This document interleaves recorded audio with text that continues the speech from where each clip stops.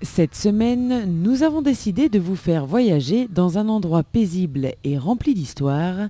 Alors, direction Pange, un petit village mosellan qui compte environ 1000 habitants et renferme quelques merveilles, dont une en particulier, le château de Pange. Ce château est une propriété privée où se sont vues succéder 12 générations. Il appartient à la famille de Pange que nous avons rencontrée. Présentation. Je suis Edith de Pange, je suis l'épouse de celui qu'on appelle ici le marquis de Pange et je tiens à dire qu'on l'appelle ici à Pange parce qu'en dehors, je dirais, de notre domaine, entre guillemets, ça n'a pas de sens. Mais c'est vrai qu'ici, sur les terres, voilà, c'est le marquis de Pange. Et les ancêtres du marquis de Pange ont une longue histoire parsemée de voyages, de décisions à prendre et de choix à faire. L'histoire de la famille, c'est l'histoire de personnages de la famille et qu'on voyage. Quand on parle de ces personnages, on fait vraiment des voyages dans l'histoire, des voyages, je dirais aussi, dans les pays, dans différents pays. Et puis, d'une certaine manière, un voyage dans les choix de vie. Donc, qu'est-ce qu'on fait à quel moment? Et cette famille a eu des choix à faire, que ce soit à la Révolution, que ce soit au moment de l'annexion ici, est-ce qu'on reste ou on part? Et à la Révolution française, il y en a un qui a choisi d'émigrer, de se battre pour le roi, il y en a un autre qui a choisi de rester à Paris et d'être démocrate. Et puis au moment de l'annexion, la première annexion, qu'est-ce qu'on fait? Est-ce qu'on reste ici et qu'on devient allemand? Est-ce qu'on part à Paris? Et puis le choix de la dernière guerre qu'a fait mon beau-père, qui a été d'être français libre et de partir. Et voilà, c'est aussi une famille qui a vécu ces difficiles situations, beaucoup plus que dans le reste de la France, on a eu à vivre ça aussi. Mais plus particulièrement, la famille de Pange existe encore aujourd'hui grâce à une seule personne.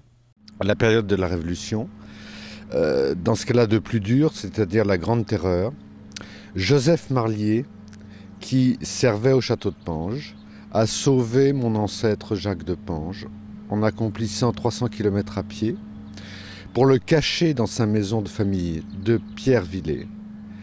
Et il l'a sauvé ainsi, non seulement lui, mais la famille de Pange. Parce que si je suis là devant vous aujourd'hui, c'est parce que Jacques a survécu. C'est le seul survivant de cette famille à la Révolution et qu'il a permis à la famille de Pange de se prolonger, de continuer jusqu'à nous.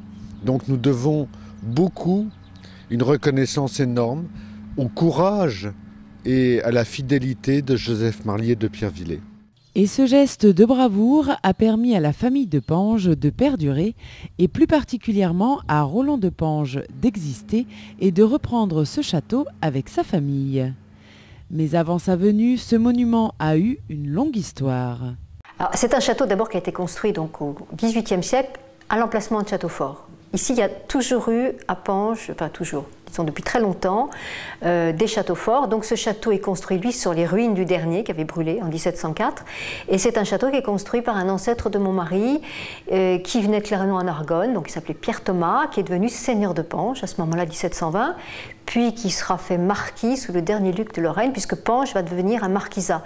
Alors ce qui est particulier dans l'histoire, au fond, ici, de ce château, c'est que c'était vraiment un château lorrain, puisqu'il est resté lorrain jusqu'à la mort du dernier duc, alors que tout autour, c'était déjà la France. C'est-à-dire qu'ici, on était une enclave lorraine, mais c'était français, bien sûr, Thionville était français, enfin, tout autour, c'était français. Et ça a permis à Stanislas d'en faire un marquisat, puisque les marquisats, c'était les terres aux frontières. C'est ce Pierre Thomas dont je parlais, en fait, a été anobli, puisqu'il était chancelier de Lorraine, Premier ministre, il a été anobli en 1626, et c'est ses descendants, son arrière-petit-fils, anobli, fortuné, qui vient ici sous le duc Léopold et qui devient seigneur de Pange. C'est-à-dire que c'est le duc de Lorraine qui le fait seigneur de cette terre et il construit son château, tout simplement. Il fallait bien un moment, il y en avait bien un premier qui construisait le château. Et à la dernière guerre, la famille, je dirais d'une certaine façon, a pensé qu'elle quittait définitivement le château, qui était pillé pendant la guerre et qui a été transformé en maison d'enfants. Mais cette maison d'enfants s'est arrêtée donc, au bout de 30 ans, ça coûtait trop cher. Et la famille étant restée propriétaire, eh bien, s'est posé la question, quoi faire de ce château? Et c'est mon mari, fils unique, enfin, voilà, qui a décidé avec moi de revenir et de restaurer ce château, c'est-à-dire qu'on a restauré tout le rez-de-chaussée dans lequel nous sommes, qui est classé monument historique et dans lequel on fait la visite. Alors on fait visiter avec le rez-de-chaussée, mais il y a une histoire tellement riche à raconter qu'on pourrait passer ici franchement 3-4 heures dans la visite du château. On n'aurait jamais de cesse de raconter des choses parce que c'est une histoire de famille très riche. Donc c'est plus une visite conviviale, toujours avec nous, puisque c'est toujours mon mari, moi, quelquefois nos enfants qui participent à la visite. Il n'y a pas de guide, donc c'est beaucoup d'histoires à raconter. Toutes ces histoires à raconter sont illustrées par du mobilier et surtout des tableaux de famille qui prônent au rez-de-chaussée. Les choses qui sont revenues à Pange sont soit, bien sûr, heureusement, tous les tableaux de famille qui ont été sauvés, alors ils étaient cachés dans les tombes ou emmenés à Paris. Donc la famille a conservé tous ces portraits et a conservé quelques meubles à Paris, mais la plupart des meubles d'origine de Pange sont partis. Mais ce n'est pas très gênant des meubles, parce que vous pouvez remplacer une commode par une commode 18e, personne ne verra la différence.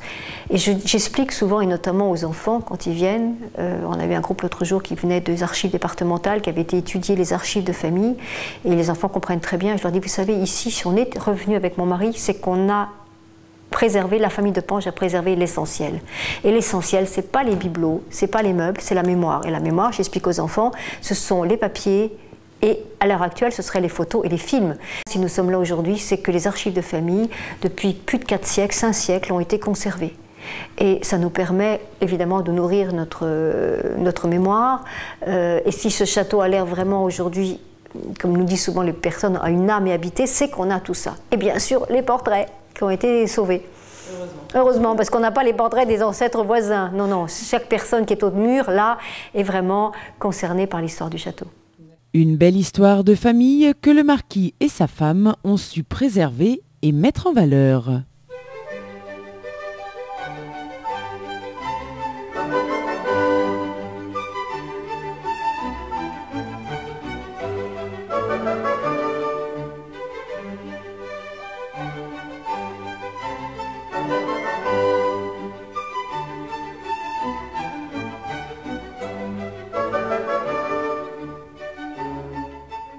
Mais cette propriété n'est pas seulement un château, elle détient également un immense et magnifique jardin. Le jardin a été créé quand même relativement vite et ça c'était difficile parce qu'il a fallu assumer. En 2 ans, il a fallu que j'assume finalement quelque chose d'immense. Et j'ai eu un moment, quelquefois, je vais vous dire, on n'y arrivera pas, on va être débordé, parce qu'en plus, quand le jardin va être créé, je veux dire, c'est le moment où les mauvaises herbes envahissent.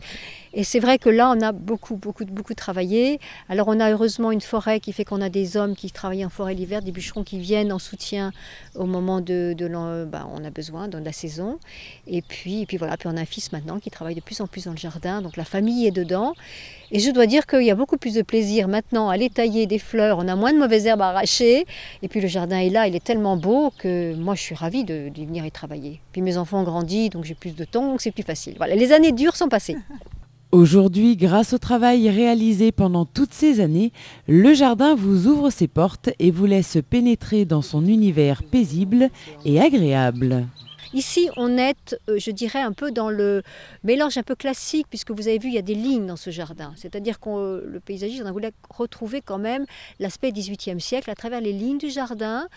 Mais au milieu de ces lignes, je dirais d'une certaine manière, il y a cette folie de prairies avec fleurs et quelquefois mauvaises herbes aussi, mais qui fait partie du charme. C'est ce contraste. Et ce qu'on a voulu aussi, c'est que ce contraste soit la réponse qu'on a en face de nous, derrière le château, avec la prairie. C'est-à-dire que quand vous êtes dans le jardin de Pange et que vous regardez la vue en face, vous ne savez pas où s'arrête le jardin.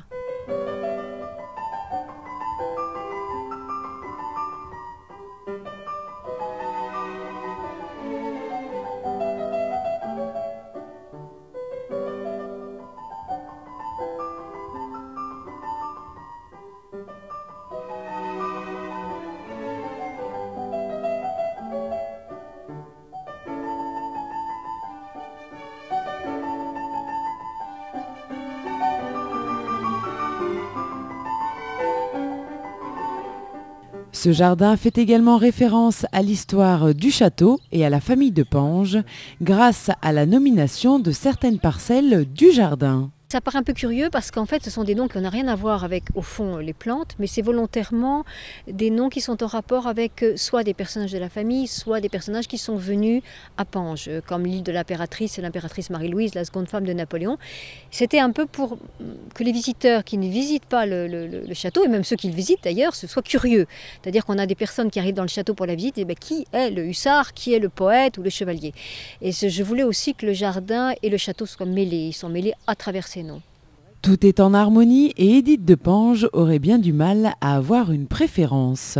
Si j'aime quelque chose à Pange, c'est cet environnement, c'est cette paix, c'est la vue, c'est la rivière, le jardin, et c'est pour ça qu'il est réussi ce jardin, c'est qu'il ne s'est pas mis, je dirais, en opposition ou en concurrence avec la nature. Il aurait pu y avoir un jardin qui soit peut-être plus spectaculaire, avec des lavières, mais qui se serait mis en concurrence. Là, ce jardin, il est complètement intégré. Donc de toute façon, depuis le départ, avec Roland, ce que nous aimons ici, c'est cette campagne, cette rivière, avec, vous avez vu, cette vue sur la... Et le jardin s'intègre. Donc je ne peux pas dire qu'il y a des endroits que je préfère. Je ne peux pas dire. Je suis... chaque fois, vous avez vu tout à l'heure, on s'est promené, je vous ai montré un cadre, des vaches entre eux. Et ça, voilà, à ce moment-là, c'est cet endroit que j'aime. Ce soir, il va y avoir une lumière sur un endroit du jardin. Je vais tomber amoureuse de cet endroit du jardin. Quelquefois, de la fenêtre de ma cuisine, en plein hiver, il y a le soleil couchant sur le saule qui est là-bas. Et je reste à regarder en disant, mais c'est trop beau, ça dure quelques secondes. Donc, vous voyez, c'est vraiment tous les endroits à différents moments.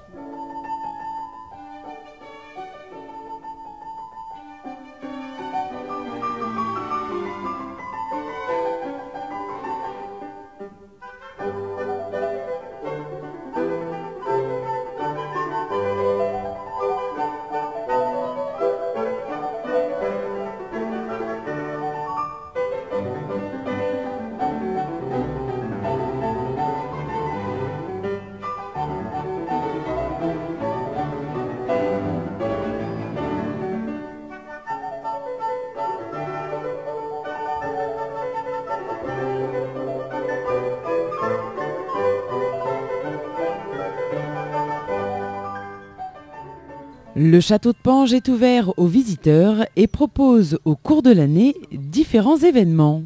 Le dernier week-end de juillet, on a un événement qui maintenant est, c'est la 4e année. Donc voilà, c'est un événement qui s'installe à Pange, qui est le Festival de Contes, avec le comité du Pays de Nied, organisé par eux. Alors c'est un festival qui dure sur deux jours, avec, alors un peu partout, ils investissent le lieu, la grange, le jardin. Il y a des conteurs dans le jardin, il y a des conteurs sous des tentes, il y a des conteurs dans des petits spectacles dans la grange. Et alors c'est formidable parce que ça s'intègre complètement au lieu. C'est-à-dire qu'on a choisi à Pange, on veut absolument qu'il y ait toujours des spectacles, des animations dans lesquelles les gens ressentent le jardin tel qu'il est là. Donc ce n'est pas des choses qui détruisent, mais qui au contraire animent le lieu. Et ce festival de contes, il y a un esprit merveilleux. Et si des fois vous hésitiez encore à venir découvrir cet endroit magnifique, écoutez plutôt. Il ne faut pas venir à Pange en se disant on va voir quelque chose, je dirais entre guillemets d'exceptionnel qu'on n'a pas vu ailleurs. Bon, si on cherche effectivement les plantes les plus rares, si on cherche des animations, non. Je sais ici que ceux qui aiment Pange, c'est ceux qui reviennent, et on a énormément de gens qui reviennent et qui reviennent tous les ans. C'est le calme, la beauté du lieu, la poésie. Voilà. En fait, vous avez vu qu'il y a beaucoup de bancs dans le jardin. Donc l'esprit du jardin, c'est de s'y poser. C'est pas de le faire en un quart d'heure en se demandant est-ce qu'on va être à l'heure à la prochaine visite. Donc si j'ai un conseil à donner, c'est qu'effectivement les gens qui aiment visiter le plus de choses possible dans la journée, je ne pense pas qu'ils auront le plaisir de visiter. Par contre, ceux qui aiment passer du temps, s'asseoir et profiter, je crois qu'ils ne pourront qu'aimer.